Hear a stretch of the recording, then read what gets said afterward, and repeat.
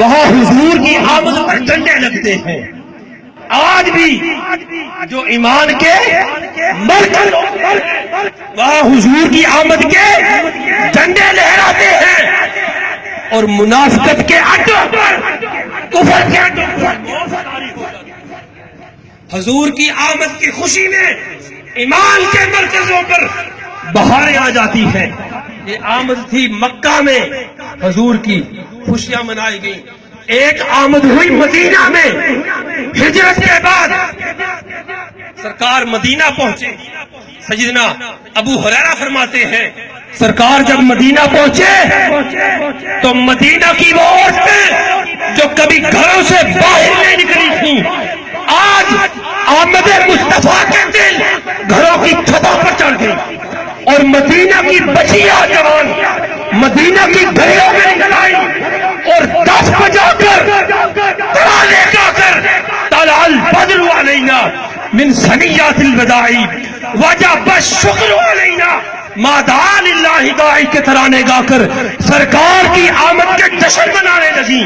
اور مدینہ کے بچے جوان بوڑھے مدینہ کی گلیوں میں نکل آئے اور اعلان کرتے جاتے دروازوں پر دستک دیتے جاتے مدینہ والوں جس محبوب کی آمد کا انتظار تھا وہ کملی والا آ گیا ہے. قد جاء رسول اللہ. مدینہ والوں مصطفیٰ آ گئے. یہ مدینہ میں سرکار کی آمد کے جشن تھے. اور صحابہ نے خوشیاں کیسے منائی. حضرت عثمان غنی سرکار کی دعوت کرتے ہیں اپنے کھانے کے لیے. صحابہ کرام حضرت علی المرتضیٰ شیر خدا آپ سرکار گھر سے نکلے عثمان غنی کے گھر جانے کے لیے.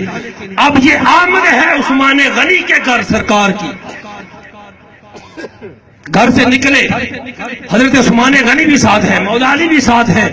حضرت عثمان سرکار کے قدم گننے لگے. سرکار قدم اٹھاتے عثمان غنی کہتے ایک دوسرا قدم اٹھاتے کہتے 2 اپنے گھر تک قدم گنتے گئے.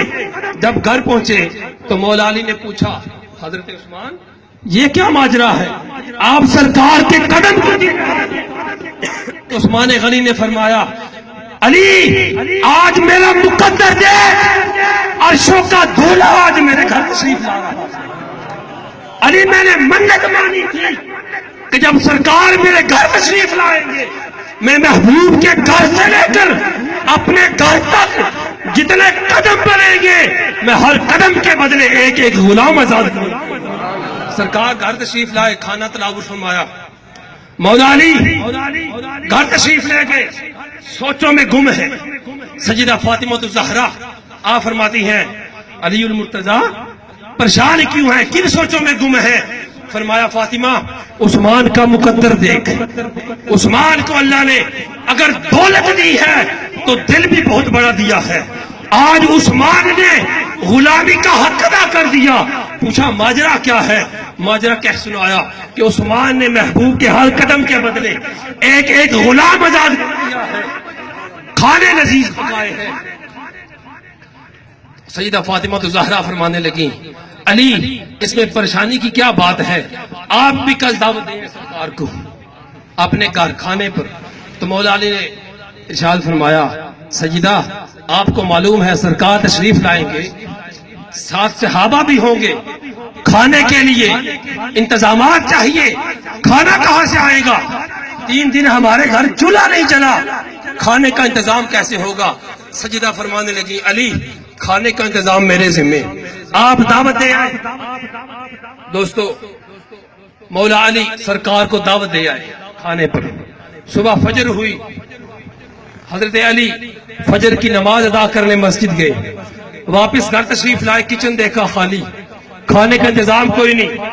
ظہر ٹائم مسجد گئے نماز ادا کی گھر واپس پلٹے کچن دیکھا خالی انتظام کوئی نہیں. فرمایا فاطمہ شاید آپ بھول چکی ہیں آج سرکار نے ہمارے گھر تشریف لانا ہے کھانے کا انتظام کوئی نہیں. سجدہ فرمانے لگی کھانے کا انتظام میرے سے.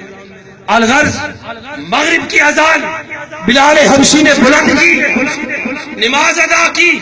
مولا علی سرکار کو لینے کے لیے چلے گئے. ادھر سجدہ فاطمہ الزہرا مغرب کی نماز کے لیے حجرے میں داخل ہوئی، کنڈی لگائی، پہلے زمین پر مصلی بچھا، آج بغیر مصلی کے زمین پر اپنی جبین نیاز کے اور سجدے میں رو کے عرض کرنے لگی، مولا تو جانتا ہے آج تیرے محبوب نے میرے گھر تشریف لانا ہے، کھانے کا انتظام کوئی نہیں، 3 دن سے میرا حسن بھی بھوکا ہے، میرا حسین بھی بھوکا ہے، کھانے کا انتظام کوئی نہیں، مولا تو نے کل کائنات تخلیق کی ہے، تیرے لیے کھانے کا انتظام کرنا کوئی بڑی بات نہیں، مولا میری لاج رکھ لے، فاطمہ کے آنسوں کی لاج رکھ لے۔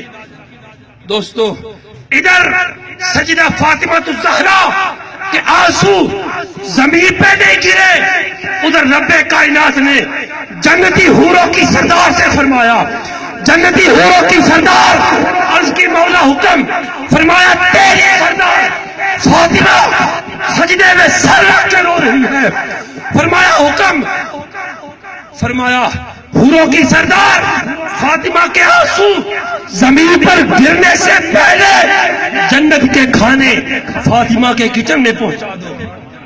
دوستو سجدہ کے آنسو زمین پر نہیں گرے، جنتی کھانے سجدہ کے کچن میں سرکار تشریف لائے، کھانے پیش کیے گئے، سرکار نے فرمایا کھانا تناول فرماؤ، صحابہ نے ایک لقمہ توڑا، منہ میں رکھا، ایک دوسرے کے چہرے کی طرف دیکھنے لگے، سرکار نے فرمایا کیا دیکھتے ہو، کھانا کھاؤ۔ صحابہ نے عرض کی یا رسول اللہ بڑے بڑے رئیسوں کے گھر کھانے کھائے، بڑے بڑے امیروں کے گھر کھانے کھائے، لیکن جو لذت فاطمہ کے ٹکڑوں میں آ رہی ہے آج تک محسوس نہیں کی۔ میرے مصطفیٰ فرتے جذبات میں کھڑے ہو گئے، فرمایا میرے صحابہ مجھے رب نے نبی برحق بنا کر بھیجا ہے، آج تک تم خاکیوں کا کھانا کھاتے آئے ہو، آج تم نوریوں کا کھانا کھا رہے ہو۔ سبحان اللہ۔ تو یہ آمد تھی صحابہ کے گھر، صحابہ نے جشن منائے، کھانا کھا کر چلے گئے، بعد مختصر کھانا کھا کر واپس تشریف لے گئے، سجدہ فاطمہ الزہرا دروازے کو کنڈی لگائی، سجدے میں گئی، پھر رو پڑی، آواز آئی فاطمہ اب کیا ہے، تیرے لیے ہم نے جنت کے قانون بدل دیے، ہم جنت کے کھانے زمین پر باہر نہیں بیچتے، جنت سے ہم نے کھانے زمین پر بھیجے۔ فاطمہ نے عرض کی مولا عثمان غنی نے صرف کھانا تو نہیں کھلایا تھا، غلام بھی آزاد کیے تھے، اگر ایسا ہو جائے تو تیرے خزانے میں کیا کمی ہے۔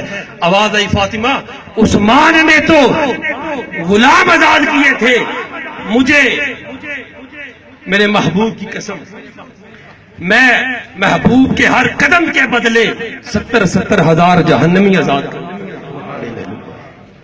سبحان اللہ۔ یہ تھے جناب جمال بہو صاحب جو کہ خطاب ذیشان سے ہمارے قلوب اذان کو منور فرما رہے تھے۔ بہت ہی ادب سے ملتمس ہوں جناب مجتبیٰ صاحب سے